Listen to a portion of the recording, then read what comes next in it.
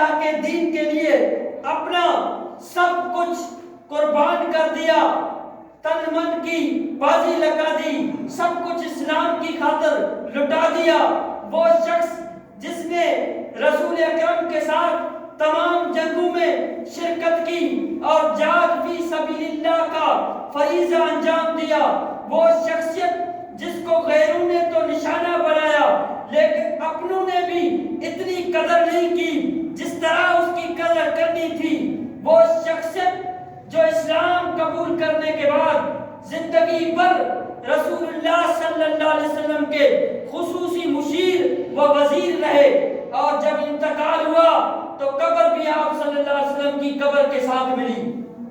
اس شخصیت سے مراد فنا فی الرسل، رفیق قبر، یار غار، یار مزار، خلیفہ بلا فصل، خلیفہ اول سیدنا صدیق اکبر رضی اللہ تعالی عنہ ہے۔ آج کے خطبہ جمعہ میں ہم اس شخصیت کے حوالے سے گفتگو کریں گے اور خطبے کے آغاز میں واضح کر دینا چاہتے ہیں کہ اس عظیم شخصیت سے محبت کرنا ہمارے ایمان کا جز ہے، اور کسی مومن کا ایمان اس وقت تک مکمل نہیں ہو سکتا جب تک کہ اس کے ابو بکر صدیق کی ساتھ اس کی دلی محبت کا وہ اظہار نہ کرے۔ جس انسان کے دل میں ابو بکر کے بارے میں کوئی جھوٹ ہے یا ان سے محبت کرنا اپنے ایمان کا لازمی حصہ نہیں سمجھتا تو اسے اپنے ایمان کا جائزہ لینا ہوگا، کیونکہ نبی کریم صلی اللہ علیہ وسلم کو سب سے زیادہ محبت ابو بکر صدیق کے ساتھ تھی۔ حضرت عمر بن عاص رضی اللہ تعالیٰ عنہ بیان کرتے ہیں کہ انہوں نے نبی کریم صلی اللہ علیہ وسلم سے سوال کیا کہ ایو الناس احب الیک، آپ کو لوگوں میں سب سے زیادہ محبوب کون ہے؟ نبی کریم صلی اللہ علیہ وسلم سے حضرت عمر بن عاص نے سوال کیا کہ لوگوں میں سب سے زیادہ محبوب آپ کو کون ہے؟ تو آپ صلی اللہ علیہ وسلم نے فرمایا عائشہ۔ تو حضرت عمر بن عاص نے یہ سوال کا میں نے کہا مردوں میں، تو آپ صلی اللہ علیہ وسلم نے فرمایا ابو بکر ہیں، عائشہ کے ابا۔ عورتوں میں سب سے زیادہ عائشہ سے محبت ہے اور مردوں میں سب سے زیادہ محبت ابو بکر صدیق سے ہے۔ پھر فرمایا اس کے بعد پھر فرمایا عمر فاروق سے۔ جو شخص رسول اللہ صلی اللہ علیہ وسلم کو سب سے زیادہ محبوب تھا، کیا کسی سچے مومن کو ان سے اظہار محبت کرنے میں کوئی تردد ہو سکتا ہے؟ ہرگز نہیں، بلکہ سچا مومن تو صدق کے دل کے ساتھ ان سے محبت کرنا اور ان کے فضائل اور مناقب کا تذکرہ کرنا تقرب الہی کا ذریعہ سمجھتا ہے۔ اس لیے ہر داعی و واعظ پر ان کا یہ حق ہے کہ وہ ان کے فضائل کا تذکرہ کرے اور ان کی عملی زندگی کا مطالعہ کرے اور ان کے لیے دعائے خیر کرے۔ اور یہ مہینہ جمادی الثانی کا مہینہ چل رہا ہے، 15 تاریخ ہے جمادی الثانی کی۔ اس مہینے میں 22 تاریخ کو سیدنا حضرت صدیق اکبر رضی اللہ تعالیٰ عنہ کے یوم وفات کا دن ہے۔ تو اسی حوالے سے جو امت کے محسن، پہلے صحابی، پہلا مددگار، نبی صلی اللہ علیہ وسلم کا رفیق حضرت ابو بکر صدیق رضی اللہ تعالیٰ عنہ، تو اسی حوالے سے آج ہم ابو بکر صدیق کے حوالے سے گفتگو کر رہے ہیں۔ سب سے پہلے میں ابو بکر صدیق کا تعارف کرانا چاہتا ہوں۔ ہر ایک کا تعارف ہوتا ہے کہ کون تھا ابو بکر صدیق رضی اللہ تعالیٰ عنہ، کہ آج ابو بکر کی صدا بلند ہو رہی ہے کہ ابو بکر کے نعرے گونج رہے ہیں کہ ابو بکر صدیق کا مرتبہ بیان کیا جا رہا ہے. ابو بکر صدیق کا نام عبداللہ تھا. عبداللہ بن عثمان بن عمر بن کعب قرشی تممی. آپ ابو بکر بن ابی قحافہ کے نام سے زیادہ مشہور تھے، معروف تھے. آپ کی پیدائش منا میں ہوئی، جو مکہ مکرمہ میں چند مقامات ہیں، مقدس مقامات ہیں، ان میں سے ایک منا بھی ہے. جو حج کرنے جاتے ہیں ان لوگوں نے وہ جگہ دیکھی ہے منا، وہاں آپ رضی اللہ تعالیٰ عنہ کی پیدائش ہوئی. آپ کے والد کا اصل نام تو عثمان تھا، عثمان بن عمر تھا، اور وہ ابو قحافہ کے نام سے کنیت سے زیادہ مشہور ہو گئے تھے. ابو قحافہ عثمان فتح مکہ کے موقع پر مسلمان ہوئے. ابو بکر صدیق کے والد ابو قحافہ عثمان. جناب ابو بکر سیدنا ابو بکر صدیق رضی اللہ تعالیٰ عنہ اپنے والد کو لے کر رسول اللہ صلی اللہ علیہ وسلم کی خدمت میں حاضر ہوئے. آپ نے فرمایا اگر آپ اس بزرگ کو گھر میں رہنے دیتے تو ہم خود ان کے پاس آتے. تو ابو بکر صدیق نے فرمایا کہ ان کا آپ کی خدمت میں حاضر ہونا زیادہ بہتر تھا. اس موقع پر ابو قحافہ نے اسلام قبول کیا اور انہیں مبارکباد دی، کیونکہ ان کی سر اور داڑھی کے بال سفید ہو گئے تھے. ابو قحافہ عثمان کے ابو بکر صدیق کے والد کے سر کے بال اور داڑھی کے بال سفید ہو چکے تھے. تو آپ صلی اللہ علیہ وسلم نے فرمایا اس سفیدی کو کسی رنگ سے بدل دو اور سیاہ رنگ لگانے سے بچو. کالا رنگ نہیں لگاؤ، باقی کوئی اور کلر کر دو. حضرت ابو بکر صدیق کی والدہ کا نام سلمہ بنت صخر تھا اور کنیت ام الخیر تھی. انہوں نے اسلام ابتدائی دور میں قبول کر لیا تھا. ابو بکر صدیق رضی اللہ تعالیٰ عنہ کی اماں ابتدائی دور میں اسلام قبول کر چکی تھی اور ابو بکر صدیق رضی اللہ تعالیٰ عنہ کے ابا نے فتح مکہ کے موقع پر اسلام قبول کر لیا. آپ رضی اللہ تعالیٰ عنہ نے جاہلیت کے دور میں 2 عورتوں سے شادی کی تھی اور اسلام کے بعد بھی 2 عورتوں سے شادی کی تھی. ابو بکر صدیق نے جاہلیت کے دور میں بھی 2 شادیاں کی تھی اور جب اسلام قبول کیا تو بھی 2 عورتوں سے شادی کی تھی. جاہلیت میں قتیلہ بنت عبد العزاز اور ام رومان سے، جبکہ اسلام قبول کرنے کے بعد اسماء بنت امیس اور حبیبہ بنت خارجہ بن زید سے شادی کی. قتیلہ بنت عبد العزاز سے ابو بکر کی اولاد میں سے عبداللہ بن ابو بکر اور اسماء بنت ابو بکر پیدا ہوئے، جبکہ ام رومان سے عبد الرحمن بن ابی بکر اور ام المومنین حضرت عائشہ صدیقہ طیبہ طاہرہ رضی اللہ تعالی عنہا پیدا ہوئی. اور اسماء بنت امیس سے پہلے جعفر بن ابی طالب کی بیوی تھی، انہی کے ساتھ ان کی ہجرت بھی کی. پھر جب وہ جنگ موتا میں حضرت جعفر طیار رضی اللہ تعالیٰ عنہ شہید ہو گئے تو ان سے ابو بکر صدیق نے شادی کر لی.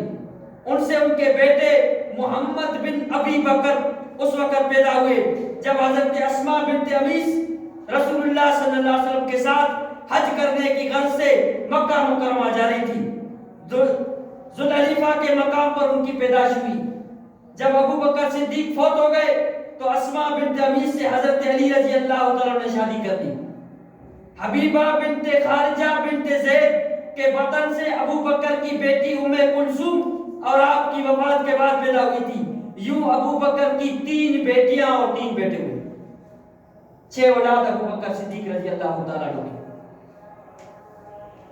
ابو بکر صدیق رضی اللہ تعالیٰ عنہ جاہلیت کے ایام میں قریش کے درمیان اخلاق اور کردار کے اعتبار سے ایک مثالی انسان سمجھے جاتے تھے. آپ ان میں بڑے دل عزیز اور نہایت با اخلاق تھے. لوگ ان سے مشورے کے لیے خصوصی طور پہ ان کے ہاں جمع ہوتے تھے اور ضروری معاملات میں ان کی رائے کو اہمیت دیتے تھے. حضرت ابو بکر صدیق نے جاہلیت کے دور میں شراب نوشی اور اس طرح کی جو اس وقت معاشرے میں بری طرح پھیل چکی تھی، اور حضرت ابو بکر صدیق رضی اللہ تعالیٰ عنہ زمانہ جاہلیت میں بھی اسلام قبول نہیں کر چکے تھے، اس اسلام ابھی تک آیا نہیں آئی تھا۔ اب اس وقت بھی آپ نے بتوں کی پوجا نہیں کی، ابو بکر صدیق نے اس وقت بھی بتوں کی پوجا نہیں کی۔ ابو بکر صدیق نے خود حضرت ابو بکر صدیق رضی اللہ تعالیٰ عنہ بیان کرتے ہیں کہ میرے ابا مجھے بت کھانے میں لے گئے، اور جب لے کر چھوڑ کے چلے گئے تو میں نے ایک بت سے مانگا، کہا میں بھوکا ہوں مجھے کھانا دے دو، میں ننگا ہوں مجھے کپڑا دے دو، تو اس نے کچھ بولنا نہ چاہا تو میں نے پتھر مار دیا اس بت کو۔ ابراہیم کی سنت حضرت ابو بکر نے زندہ کر کے دکھائی۔ آپ نے پچھلے حج کے مہینوں میں یہ واقعہ ضرور سنا ہوگا کہ حضرت ابراہیم کے ابا جب اسے بت کھانے میں لے گئے تو حضرت ابراہیم نے بتوں کو توڑ دیا، اور حضرت ابراہیم نے جب نبوت کا اعلان کیا تو ان کے مندر میں جا کر بت توڑ دیے، تو حضرت ابو بکر صدیق نے حضرت ابراہیم کی اس سنت کو زندہ کیا، ابھی تک جاہلیت کے زمانے میں تھے، اور اس نے بت کو پتھر مار کے توڑ دیا۔ حضرت ابو بکر صدیق کیوں کہتے ہیں؟ صدیق حضرت ابو بکر صدیق کا لقب ہے، صدیق لقب ہے۔ یہ واقعہ معراج کے وقت ملا، جب آپ صلی اللہ علیہ وسلم ساتوں آسمان اوپر چلے گئے، جب آپ صلی اللہ علیہ وسلم مکہ سے بیت المقدس گئے، مسجد حرام سے مسجد اقصی تک گئے، پھر مسجد اقصی سے ساتوں آسمان اوپر گئے، راتوں رات جب آ گئے اور یہ قریش والوں کے سامنے یہ بات رکھی کہ میں اللہ سے ملاقات کر کے آیا ہوں، تو کوئی تمسخر کرنے لگا، تو کوئی ہنسنے لگا، تو کوئی جھٹلانے لگا۔ لوگ دوڑتے ہوئے ابو بکر صدیق کے پاس آئے، کہا بھلا کیا تو کہتا ہے کہ ایک بندہ کہتا ہے کہ میں راتوں رات مسجد حرام سے مسجد اقصی گیا ہوں، مسجد اقصی سے میں ساتوں آسمان اوپر گیا ہوں، کیا بھلا یہ ہو سکتا ہے کہ اتنی سی مختصر رات میں، اس چھوٹی سی مختصر وقت میں اتنا طویل سفر کیا جا سکتا ہے؟ آپ کا یہ دوست کہہ رہا ہے یہ بات سچ ہے۔ تو ابو بکر صدیق نے کہا جس کے پاس آسمان سے خبریں آ سکتی ہے اس کا خود آسمان پہ جانا کون سی بڑی بات ہے؟ تصدیق کی، اس دن سے صدیق لقب ملا، تصدیق کرنے والا، تصدیق کی ابو بکر صدیق نے۔ اور نبی کریم صلی اللہ علیہ وسلم نے ابو بکر صدیق کو صدیق کا لقب دیا ہے۔ حضرت انس بیان کرتے ہیں کہ رسول اللہ صلی اللہ علیہ وسلم ابو بکر، عمر اور عثمان ایک اور پہاڑ ہے، پہاڑ پہ چڑھے تھے تو پہاڑ ہلنے لگا۔ پہاڑ کیوں ہل رہا تھا؟ پہاڑ میں یوں کہتا ہوں کہ وہ پہاڑ خوشی سے جھوم رہا تھا۔ تو ابو بکر صدیق اور حضرت عمر، حضرت عثمان خلفائے ثلاثہ نبی کے ساتھ تھے، تو آپ صلی اللہ علیہ وسلم نے عود پہاڑ سے کہا عود مت ہلو، تیرے اوپر ایک نبی، ایک صدیق اور دو شہید کھڑے ہیں۔ صدیق لقب کہنے کی بات یہ کہ صدیق لقب نبی صلی اللہ علیہ وسلم نے آپ صلی اللہ علیہ وسلم کو، آپ رضی اللہ تعالیٰ کو دیا ہے، خود نبی نے دیا۔ ابو بکر صدیق رضی اللہ تعالیٰ عنہ کے فضائل اگر بیان کرنا چاہوں تو یہ پورا جمادی الثانی کا مہینہ ختم ہو سکتا ہے، لیکن ابو بکر صدیق کے فضائل ختم نہیں ہو سکتے۔ جس نے سب سے پہلے کلمہ پڑھنے والے صحابی رسول حضرت ابو بکر صدیق رضی اللہ عنہ کے چند فضائل میں آپ احباب کے سامنے گوش گزار کرنا چاہتا ہوں۔ آپ رضی اللہ تعالی عنہ کا لقب ایک عتیق ہے، عتیق کا مطلب آگ سے آزاد۔ حضرت عائشہ بیان کرتی ہے کہ ابو بکر صدیق رضی اللہ تعالیٰ عنہ رسول اللہ صلی اللہ علیہ وسلم کی خدمت میں حاضر ہوئے تو آپ صلی اللہ علیہ وسلم نے فرمایا ابشر فانت عتیق اللہ من النار، تمہیں خوشخبری ہو، تمہیں اللہ تعالیٰ نے جہنم کی آگ سے آزاد کر دیا ہے۔ اور رسول اللہ صلی اللہ علیہ وسلم نے بہت سارے صحابہ کو جنت کی خوشخبری سنائی۔ سب سے سر فہرست ابو بکر صدیق رضی اللہ تعالیٰ عنہ، عشرہ مبشرہ کا نام لے کر فرمایا ابو بکر فی الجنہ، عمر فی الجنہ، تمام عشرہ مبشرہ کا نام لے کر جنتی ہونے کی تو سر فہرست ابو بکر صدیق رضی اللہ تعالیٰ عنہ، ہر کام میں سر فہرست ابو بکر صدیق رضی اللہ تعالیٰ عنہ ہے۔ تمام صحابہ میں ابو بکر صدیق سر فہرست ہے۔ 1400 صحابہ بیعت رضوان والے ہیں، بیعت رضوان میں بہت سارے صحابہ، لیکن ابو بکر صدیق سر فہرست ہے۔ بدر میں 313 ہے، ابو بکر صدیق سر فہرست ہے۔ عشرہ مبشرہ 10 ہے، سر فہرست ابو بکر صدیق ہے۔ خلفائے راشدین 4 ہیں، ابو بکر صدیق سر فہرست ہے۔ نبی صلی اللہ علیہ وسلم فرمایا میرے دنیا میں 2 وزیر ہیں، 2 آسمان میں وزیر ہیں، دنیا میں 2 وزیر ابو بکر اور عمر ہے، تو ابو بکر سر فہرست ہے۔ ہر جگہ پہ ابو بکر صدیق سر فہرست ہے۔ ابو بکر صدیق رضی اللہ تعالیٰ عنہ کو آپ صلی اللہ علیہ وسلم نے جنت کی خوشخبری سنائی۔ حضرت ابو موسیٰ بیان کرتے ہیں کہ آپ صلی اللہ علیہ وسلم کے ساتھ باغ میں بیٹھا تھا تو دروازے پہ دستک ہوئی، تو کہا دروازہ کھولو اور اس کو جنت کی بشارت دے دو۔ جب میں نے دروازہ کھولا تو وہ ابو بکر تھے۔ پھر دوبارہ دستک ہوئی، کہا جاؤ دروازہ کھولو اور اسے جنت کی بشارت دے دو۔ میں نے دروازہ کھولا تو وہ عمر تھے۔ تیسری مرتبہ دستک ہوئی تو آپ صلی اللہ علیہ وسلم نے فرمایا جنت کی بشارت دے دو، دروازہ کھولو جنت کی بشارت دے دو اور اسے آگاہ کر دو کہ آپ پر مصیبت نازل ہوگی۔ تو دیکھا وہ عثمان تھے۔ ابو بکر بھی جنتی، عمر بھی جنتی، عثمان بھی جنتی، یہ ہر مسلمان کا عقیدہ ہے۔ اور مصیبت حضرت عثمان کو جو آپ لوگوں نے پچھلے پورے ذوالحج کے مہینے میں سن لیا تھا کہ ان کے اوپر کتنی مصیبتیں آئی، وہ آپ صلی اللہ علیہ وسلم کی یہ حقیقت ثابت ہوئی، پیشن گوئی جس کو کہتے ہیں کہ پہلے بتا دینا کہ آپ صلی اللہ علیہ وسلم نے بتا دیا، کیونکہ آپ صلی اللہ علیہ وسلم کے اوپر آسمان سے وحی آتی تھی، اللہ کی طرف سے آتی تھی۔ تو اللہ تعالیٰ عالم الغیب ذات ہے، اپنے نبی کو یہ باتیں غیب کی بتلاتے تھے کہ یہ جنت میں جائے گا، اور جنت کے 8 دروازے ہیں۔ علماء کرام سے سنا ہوگا جنت کے 8 دروازے ہیں، 8 دروازے۔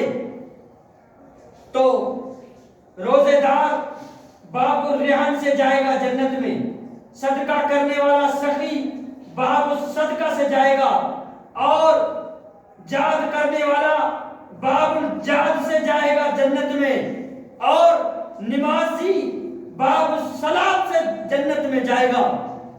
اور وہ ابو بکر صدیق ہے جس کے لیے جنت کے 8 دروازے کھلے ہوں گے، 8 دروازے کھلے ہوں گے۔ مشہور بڑی حدیث ہے، حضرت ابو ہریرہ رضی اللہ تعالیٰ عنہ روایت کرتے ہیں کہ رسول اللہ صلی اللہ علیہ وسلم نے ارشاد فرمایا کہ ہر ایک کو اس کے جنت کے دروازے سے بلایا جائے گا، نمازی کو نمازی کے دروازے سے، مجاہد کو جہاد کے دروازے سے، روزے دار کو روزے والے کے دروازے سے، صدقے والے کو صدقے والے دروازے سے۔ تو ابو بکر صدیق نے فرمایا کہ میرے ماں باپ آپ پر قربان، کوئی ایسا بھی بندہ ہوگا جس کے لیے جنت کے 8 دروازے کھلے ہوں گے؟ تو آپ صلی اللہ علیہ وسلم نے فرمایا نعم وارجو ان تکون منہم، ہاں مجھے امید ہے کہ وہ آپ ہیں، آپ انہی میں سے، کہ آپ کے لیے 8 جنت کے دروازے کھلے ہیں۔ یہ صحیح مسلم اور صحیح بخاری کی حدیث میں سنا رہا ہوں، جو صحیح ستہ کی سب سے اہم کتاب صحیح بخاری اور صحیح مسلم ہے۔ یہ صحیح مسلم سے ثابت ہے ابو بکر صدیق کے لیے کہ جنت کے 8 دروازے کھلے ہوں گے۔ اس سے اور بڑے فضائل کیا ہو سکتے ہیں کہ ابو بکر صدیق رضی اللہ تعالیٰ عنہ کے لیے جنت کے 8 دروازے کھلے ہوں گے۔ کیوں کہ اسلام کی خاطر ابو بکر صدیق نے سب کچھ قربان کر دیا، اسلام کی خاطر سب کچھ وار کر دیا۔ میں یہی بتلا رہا تھا کہ اس قلیل وقت میں حضرت ابو بکر صدیق کی کما حق شان کو بیان نہیں کی جا سکتی، لیکن چند حدیث آپ احباب کے سامنے سنائی۔ قرآن کریم میں اللہ رب العزت نے حضرت ابو بکر صدیق کی سخاوت کا تذکرہ فرمایا، آپ صلی اللہ علیہ وسلم کے ساتھ صحابیت کا تذکرہ فرمایا، آپ صلی اللہ اللہ علیہ وسلم کے ساتھ مزاغار میں تھے، وہ غار کا تذکرہ فرمایا اور یہ بتلا دیا کہ ابو بکر صدیق صحابیت میں پہلا صحابی، پہلا مددگار، یار غار، یار مزار، رفیق قبر، رفیق حشر، حضرت ابو بکر صدیق رضی اللہ تعالیٰ عنہ، مصطفیٰ کا ہم سفر ابو بکر، ابو بکر، ہاں نبی کا ہر صحابی جنتی ہے، نبی کا ہر صحابی جنتی ہے، لیکن پہلا نمبر ابو بکر صدیق رضی اللہ تعالیٰ عنہ کا، اس لیے کہ صحابہ کرام نے پیغمبر علیہ السلام پر سب کچھ لٹا دیا، اس لیے تو آج ہم گلی کوچوں میں کہتے ہیں واہ صحابہ، واہ صحابہ، واہ صحابہ۔ ابو بکر صدیق ان واہ صحابہ والوں میں سب سے سر فہرست ابو بکر صدیق رضی اللہ تعالیٰ جس نے اسلام کے لیے سب کچھ تن من کی بازی لگا دی۔ آج ہمیں چاہیے کہ ہم ابو بکر صدیق کے اسوہ حسنہ پر چل کر ابو بکر صدیق کی طرح نمازیں پڑھیں، صدقہ کریں اور خیرات، ہر خیر کے کام میں ہم بھی سبقت کریں اور ابو بکر صدیق کی سنت کو زندہ کریں۔ اللہ رب العزت سے دعا کرتے ہیں کہ اللہ رب العزت ہمیں کما حق ابو بکر صدیق کی محبت نصیب فرمائے اور ابو بکر صدیق رضی اللہ عنہ کے نقش قدم پر چلنے کی توفیق عطا فرمائے۔ آمین۔ وآخر دعوانا الحمد۔